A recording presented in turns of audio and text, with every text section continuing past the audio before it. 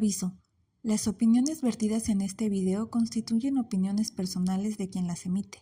Se basan principalmente en la interpretación sobre sentencias emitidas por tribunales federales, por lo que no debe ser considerado como un punto de vista totalmente técnico. Se recomienda acudir a un especialista en la materia, consultar doctrina especializada o revisar directamente la fuente. El día de hoy comentaremos el amparo directo en revisión 3113/2022. Para comenzar, es importante precisar que en algunos países como Portugal, Dinamarca, Argentina, ya no se considera el término de patria potestad. Este se cambió por responsabilidad parental.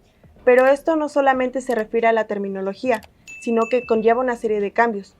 Al hablar de patria potestad, podemos estar hablando más de un derecho propio de los padres frente a los hijos.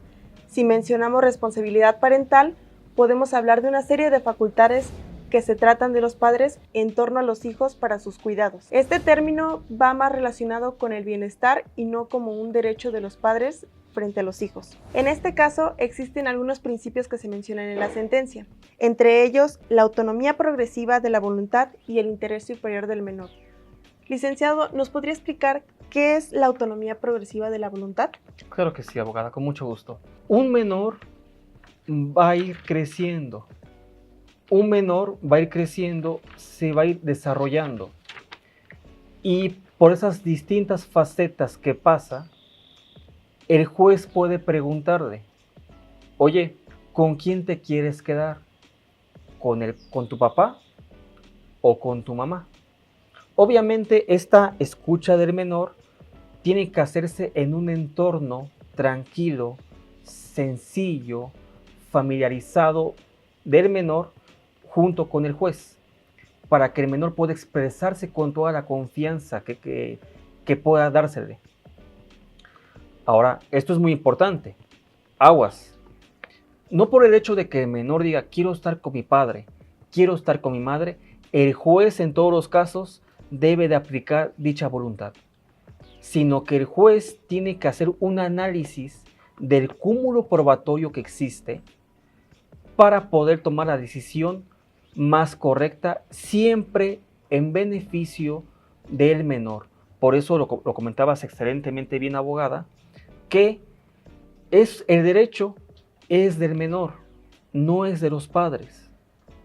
Por eso mismo, el menor tiene derecho a convivir con ambos padres, y el padre que ostente la guarda y custodia lo tiene que ver como un privilegio de que el menor se desarrolle en todos sus ámbitos, ámbito académico, escolar, deportivo, psicológico. El menor tiene que crecer en un entorno tranquilo, lleno de armonía y paz. Así es, en algunos casos los adultos recaemos en el error de pensar que porque es un niño o un menor de edad, pues no va a tener un criterio propio, pero es importante considerar para los juzgadores cuál es la opinión de los niños, es decir, con quién se sienten mejor, porque no solamente se trata de un aspecto físico, que se encuentren bien económicamente, que tengan alimentos, sino también se trata de que los niños tengan una salud mental que se encuentre adecuada. También en esta sentencia se mencionan las instituciones procesales que son importantes para este caso. En primera está la participación procesal, como lo comentaba.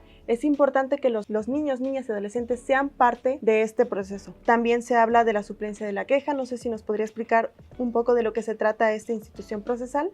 Claro que sí, abogada. Un juez familiar tiene una enorme responsabilidad porque tiene que dictar una sentencia con la única limitante de qué es lo que más le conviene al menor. Esto es, que si el abogado o la abogada hacen un pésimo trabajo, no ofrecen pruebas, no alegan lo que tienen que alegar, aún así, el juez no se puede constreñir a lo que dicen las partes. El juez tiene que ordenar pruebas de oficio, por ejemplo, periciales en psicología, periciales en trabajo social. Es más, si las partes ofrecen testigos, aunque los abogados no pregunten, el juez tiene toda la facultad de hacer todas las preguntas que considere necesarias. ¿Con qué fin? Para llegarse de ese cúmulo probatorio y que pueda tomar la mejor decisión a favor del menor. Es más, también tiene que respetar la voluntad de las partes. Si las partes llegan a un acuerdo de que pueden tener, por ejemplo, una guardia y custodia compartida, esto es, tú quédate al menor una semana, yo una semana, o quédate un mes, yo 6 meses, tú 6 meses. Y si el menor está en un buen entorno, no hay afectaciones de carácter psicológico, entonces el juez lo puede permitir. ¿Por qué? Se insiste, es un privilegio y un derecho del menor tener un sano desarrollo. Y por eso mismo, solamente en caso de disputas, que esperemos que sean las menos, el juez tendrá que decidir, con base en las pruebas, quién se queda con el menor. Excelente comentario, así es. Otra de las instituciones, por ejemplo, es la representación procesal. En este caso, pongamos un ejemplo, el padre se alcoholiza, la madre se droga, entonces, ¿con quién va a estar el niño? O sea, a veces la situación es así que no hay, digamos, una opción. En este caso, se puede dar una representación a los menores cuando se sufre de una afectación. Se puede acudir a instituciones como por ejemplo el DIF, en donde pues estarán en un lugar más seguro, en un lugar mejor que en sus propios hogares. También, ¿cuáles son los aspectos importantes que deben de tomar los juzgadores para sentenciar en estos casos? En primer lugar, tenemos el reconocimiento como partes autónomas del juicio. Es decir, como lo menciona el licenciado, que cada uno de los menores que sean en este caso, que tengan una autonomía en su opinión. Y además se debe de separar las controversias que tienen los padres, porque hay muchas veces en que pasa que, por ejemplo, la madre dice, no, es que me engañó, o el padre dice, me engañó mi esposa, o ese tipo de situaciones, pues son muy diferentes a la situación que tienen los padres con los hijos, porque puedes tener problemas entre pareja, entre esposos, pero realmente lo importante es el bienestar del menor, y muchas veces se toma a los niños y las niñas como un, por así decirlo, un objeto, así, digamos, la madre le pide, si me das tanto de pensión alimenticia, te lo voy a dejar ver, cuando no, realmente es un derecho de los niños. Esto ocurre muy constantemente en la pensión alimenticia, el derecho es de los niños y es importante resaltar eso.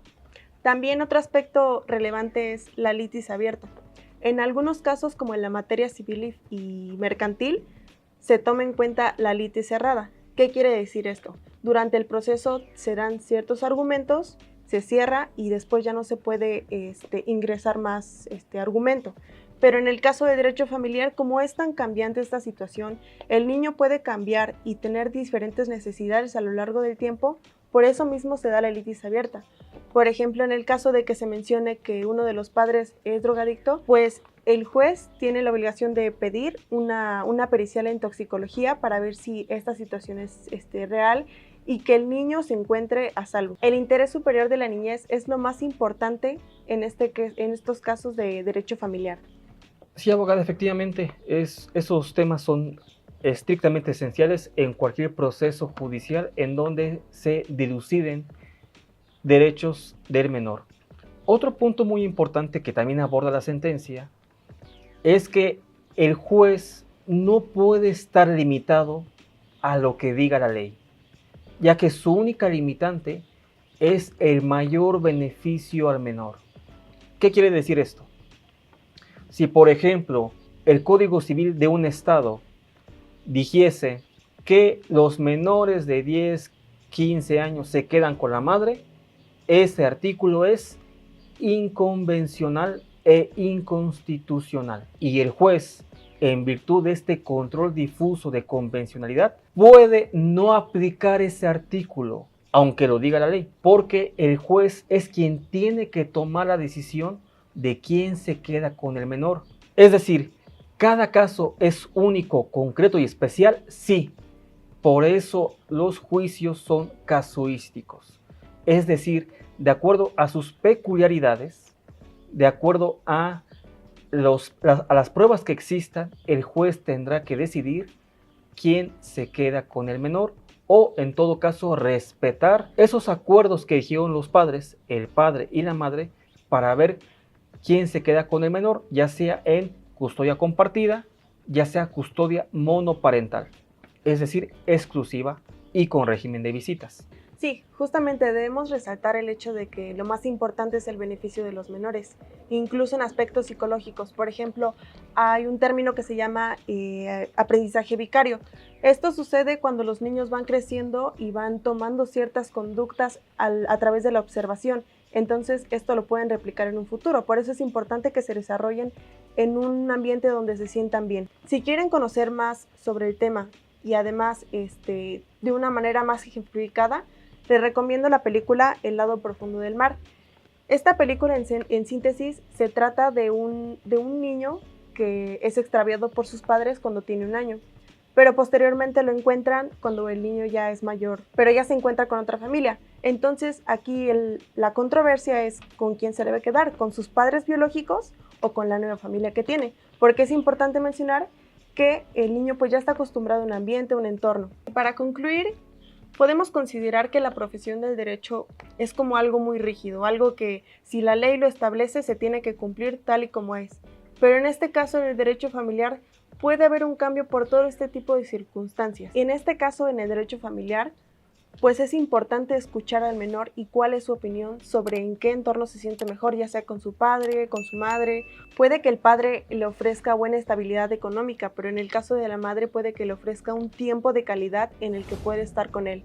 Entonces es importante ver este tipo de circunstancias en estos casos, que para esto es fundamental incluso utilizar tratados internacionales, usar la normativa en favor de los menores.